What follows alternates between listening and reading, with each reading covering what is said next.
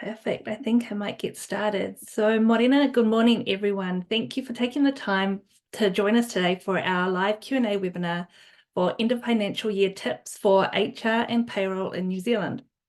My name is Heather, and I'm a customer care team lead here at Employment Hero. I'm joined today by my wonderful colleagues, Kelly Amon and Bree Johnson. I'll pass over to Kelly first to introduce herself.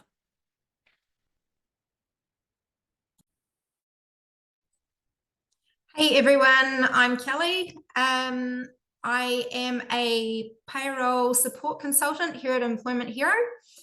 My background, I come from an administrative background, and for the last 12 years, I've worked in an outsourced payroll bureau. So I have a wealth of knowledge in the payroll processing area over various industries.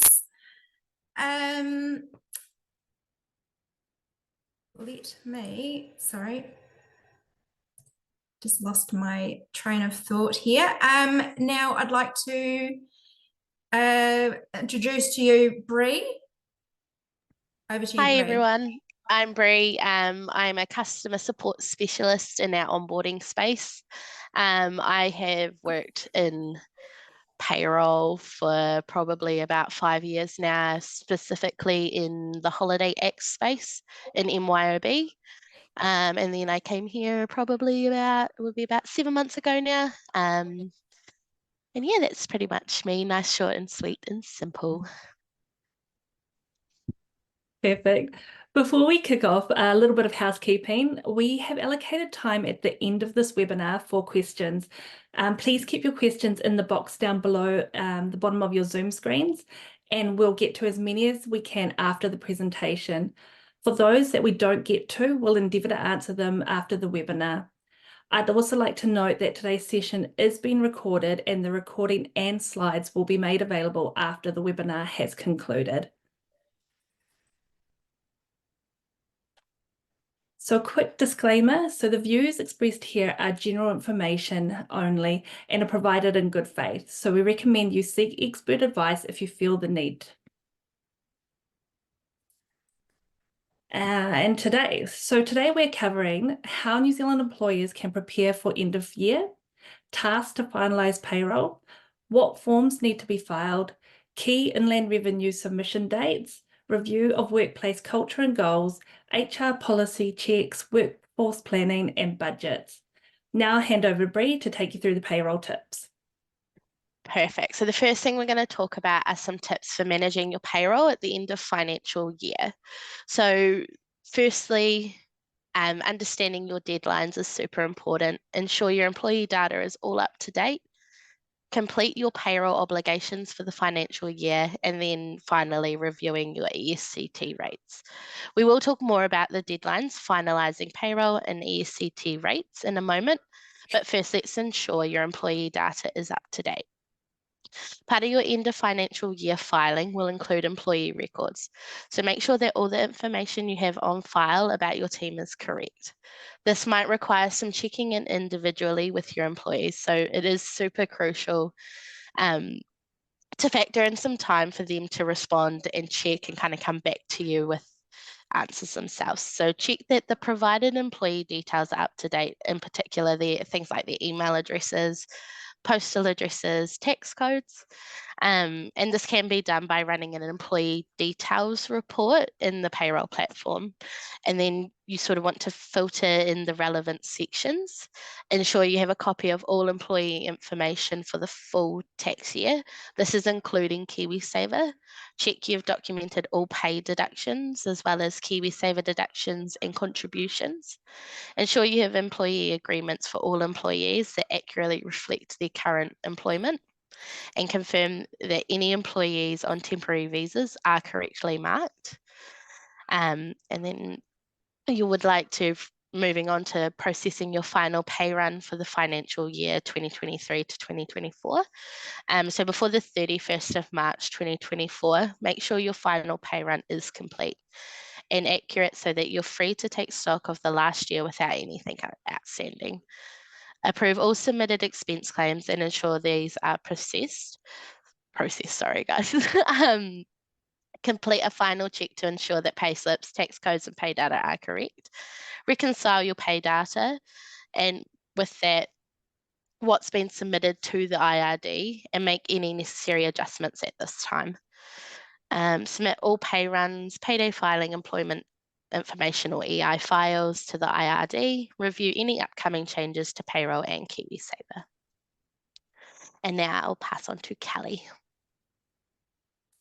Hey guys, so I just wanted to go through a frequently asked question at the end of the year, and what happens when a pay run spans across the tax year. So if you have a fortnightly pay run that spans 1 week into the current financial year and 1 week into the next year, you'll need to review this and manually adjust the minimum wage pay rates for the first week to ensure that staff are not underpaid. Now, the minimum wage needs to be updated from the 1st of April, even if it falls partway through a pay run. However, if the payment date falls after the 1st of April, these earnings will not need to be included or will not be included in the employee earnings certificate. Only the earnings with a payment date between the 1st of April 2023 and the 31st of March 2024 will be included. Basically, as IRD bases the data on the payment date rather than the period end date. Now, that's really important. Okay, so next slide. Now, before we start the new tax year, you need to make sure you review the employee ESCT rates and update as required. You can apply a bulk update of the rates using the ESCT rate report in the IRD reporting section. The first section of the ESCT rate report provides the estimate and actual employees' gross salary, superannuation contribution, and the ESCT rate applied for the current tax year. The next section provides the estimated employees' gross salary, superannuation contribution, current ESCT rate, and recommended ESCT rate for the next tax year. Although the report provides the recommended rate, you can actually choose to override this by clicking on the drop-down field and selecting a different rate from the list. We'll include the detailed instructions on how to do this and the resources we send after the webinar. Now, what forms need to be filed? Basically nothing, because payday filing really takes away the complexities of filing additional payroll forms at the end of the financial year. With payday filing, it means that each pay period, it is filed with the IRD, equaling peace of mind. End of financial year is a great time to reconcile your payday filing and double check that everything you have is correct. As you'll be double checking that your payday filing and all pay runs are correct, you'll need to make sure that you are amending any changes to the pay runs with the IRD itself. Once you're happy with the accuracy of your payroll data, then reach out to your accountant for the next steps. We have some key Inland Revenue IRD submission dates, not rates. The 5th of March, the employee deduction payments for large employers for the 16th to the 29th of February are due on the 5th of March. Then for large employers, on the 20th of March, you have deductions, PAYE deductions for the 1st to the 15th of March. And also for all other employers, for PAYE deductions for February are also due on the 20th of March. The 31st of March obviously is the end of the tax year, and the 1st of April is the start of the new financial year. Now, 1st of April, we have some key dates and key things that are happening. We have the minimum wage increase to the new rate of $23.15. That's the adult minimum wage. We also have the training and starting out rates increase. Now they go to $18.52. We also have the ACC levies that will increase from 1.53% to $1.60 per 100 or 1.6%, with the maximum earnings increasing to $142,283 and the maximum levy payable of $2,276.52. Sorry about that. Now, I would like to hand back over to Heather for some HR tips.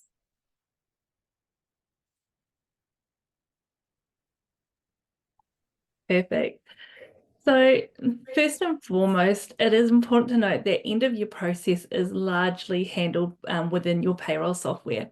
However, there are several areas we should consider with regards to HR surrounding our obligations with regulation and compliance. So this is a great time to remind staff members to update their tax information in case anything may be changing for them in the next year, such as no longer having a student debt, PIR rates, or even tax codes. So remember to review potential upcoming changes with Employment New Zealand as well. So that's including changes to minimum wage, recent changes for median wages, and the ACC levies.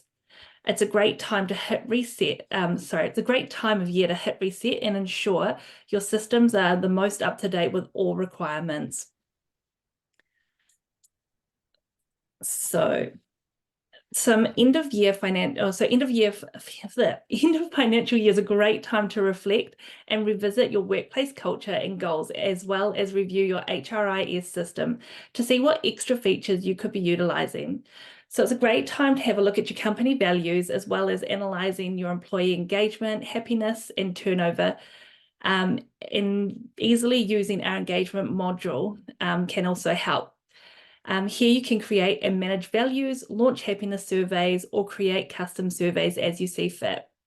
Reflecting on your HR and people management goals, and then also measuring company-wide alignment with goals and set new ones for the next financial year with our inbuilt goals feature. Preparing for upcoming performance reviews and review performance management issues with our performance review and 360 review tools is also a great feature on the platform to use. It's also a really good time of year to look at your workforce planning and assess and evaluate your onboarding, retention, and recruitment strategies. Identifying and planning for new roles in the upcoming financial year and considering candidates for internal promotions, but also managing your recruitment process with our inbuilt applicant tracking system, or even staying one step ahead by using the power of AI by using Smart Match to connect standout candidates to your business based on their skills, interest, and experience. Now I'll hand over to Bree, who will talk through how to submit support queries. Hi, so during this, you'll be able to submit a support ticket using the help button in the HR platform and a support button in payroll. We have a designated New Zealand consultants who will be assisting you with your end of year questions and any ongoing questions.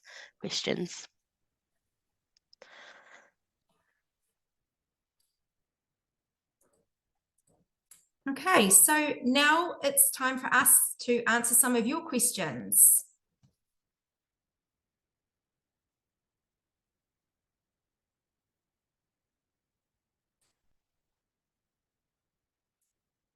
Heather, would you like to read some of the questions if there are in the question box? None there yet. So if anyone has any questions, in the bottom of your Zoom screens, you should be able to ask any questions in the Q&A.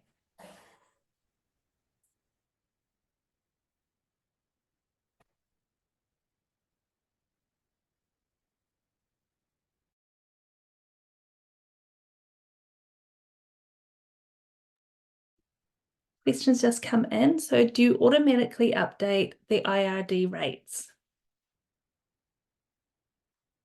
Kelly, Bree?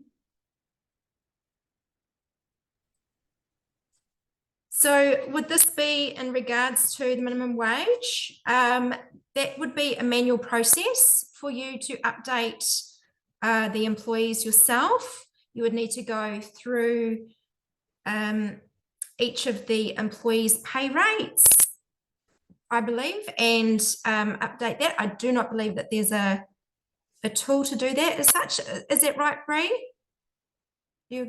Updating minimum wage. Yes. So that is a manual task. You'll have to go into the employee details and the pay run defaults, and then you'll be able to edit that there. In terms of keeping up with like tax rates and things like that, the system will bring out regular updates to ensure compliance with IRD, but it's not usual for those to change unless their earnings brackets have changed. The system does update the tax rates itself, like you won't need to handle anything to do with that. And that includes ACC? Yes, that will be facilitated by the software. Perfect.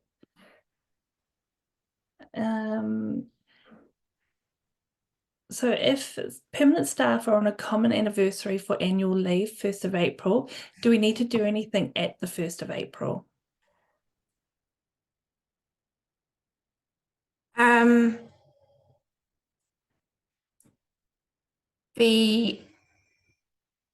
just trying to think. The anniversary wouldn't make any difference here. You'd still need to review the rates and the ESCT rates. The anniversary would be reflective of their leave and when the entitlements roll over. And then can minimum wage be done in a bulk update?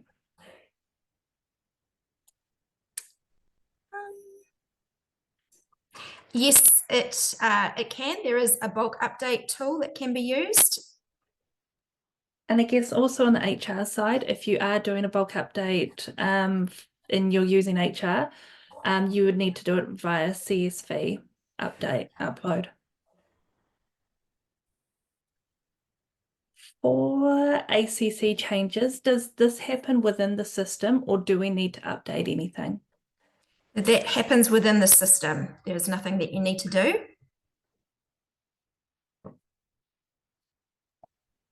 Aside from ensuring we complete payroll as normal and checking that all employees have updated their details, are there other things specific to end of financial year that we need to be mindful of? You may want it would probably be veering more towards your accounting processes as to what sort of things you're wanting to look at here. You could basically, let me see, I've got some information here. I would just make sure that your month-end processes are followed, that you might need to run leave balance reports or detailed activities reports. There might be trial balances that you need to run or audit trails. You may want to run earnings certificates, even though they're not really part of the requirement any longer. It's specific to each business. So if you have those sorts of processes in place, then definitely pay to do those before you run any of your end of financial year tasks. So if there are no changes to employee data or minimum wages, is there any finalisation process or just payday filing as usual? It's just payday filing as usual. Sorry, Bree, I saw you took your mute off there. It's fine, it's all good.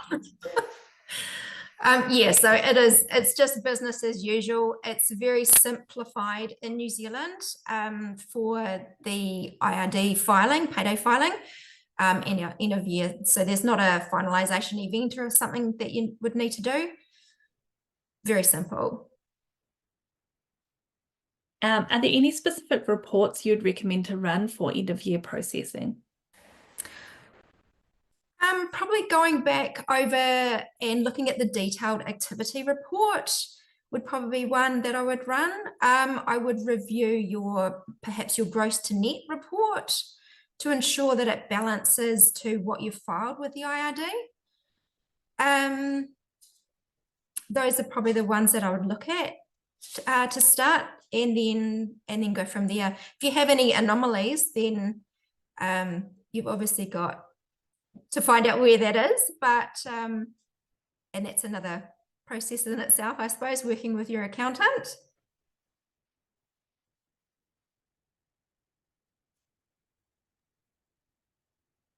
For any queries, how do you generate the specific query ticket from payroll?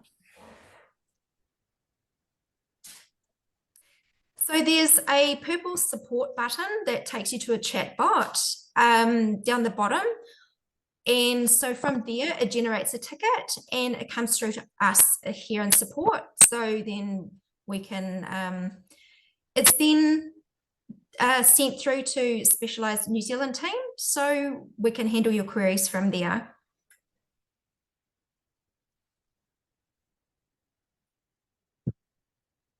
What are the implications if the wrong ESCT rate is used?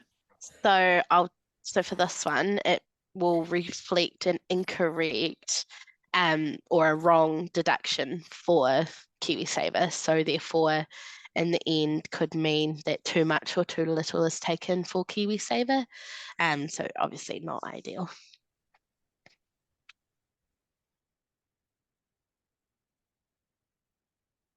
I guess on that one, is there a wash up at the end of the year done by IRD if the incorrect ESCT rate is used?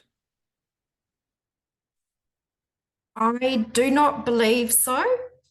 You would need to look at your IR3 from memory. Bree, is that right? I think it is. And I think like just touching on that, in terms of if you get it wrong, at some point, like IRD review everything constantly. So at some point they are probably, or the KiwiSaver scheme that the employee is with, they're going to review and go, oh, hey, this something's not right here.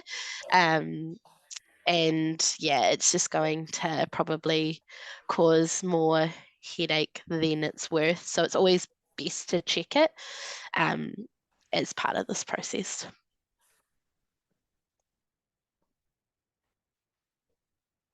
So can you do bulk letters in the HR side for minimum wage increases, or does this have to be completed manually for each employee? I can take this one. So yes, you can do bulk updates with letters on the HR side, and you can also do them individually. It's totally up to your preference, but yes, there is the capability of doing that on HR. Pay run every 16th of the month for monthly, but sometimes 16th of the month fall on the weekend. So if we process the payroll day that weekend, e.g. on the Friday the 15th of the month, why IR 345 due date changes to the 20th of the same month? So the IRD works on payment date only. So if the payment falls between the first, if you're a large employer, if it falls between the 1st to the 15th, then it would be paid on the 20th. But if it falls from the 16th to the end of the month, then it would fall on the 5th of the following month. So it's specific to when the payment's actually made rather than the period.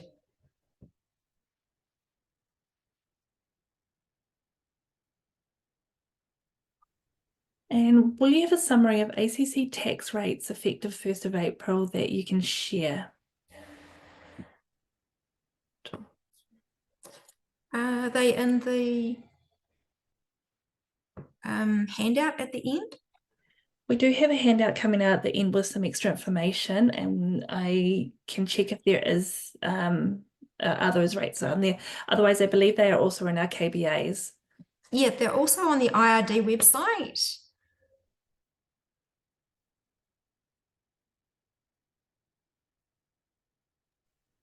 Which report should be run for the first week of ACC payments for the year ended?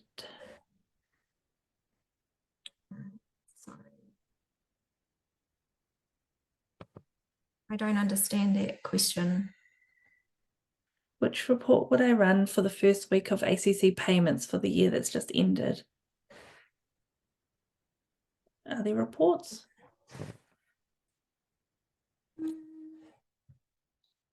I would have to come back to you on that. I I don't think that there's an ACC levy report from memory. I don't think there's an ACC levy report, but perhaps it doesn't even break it out in the gross to net report. Yeah, leave that one with me. I'll need to come back to you on that one. We have a weekly pay run that will run on the 3rd of April that covers the last week of the tax year. Do we need to split the pay run to the 31st of the 3rd, or will it be okay to run it on the 3rd, crossing the tax year? You can still run it crossing the tax year as long as you're aware of any minimum wage rate increases, because and it will be based on the payment date as to which tax year it will fall in, rather than the period end date. And is there a discretionary bonus part? Is a discretionary bonus part of gross earnings? No, it's not. No. Are there any other questions? Is there anything extra that yourself, Kelly, or Bree would like to just cover before we wrap up? Not that I can think of, no. Perfect. So thank you everyone for joining us today. A survey will automatically launch after we end the webinar, and we'd appreciate it if you took a minute to fill it in, please. We'll also be sending out some additional resources along with the webinar recording after today's session. Thank you all for attending, and have a wonderful afternoon, and we'll see you again next time.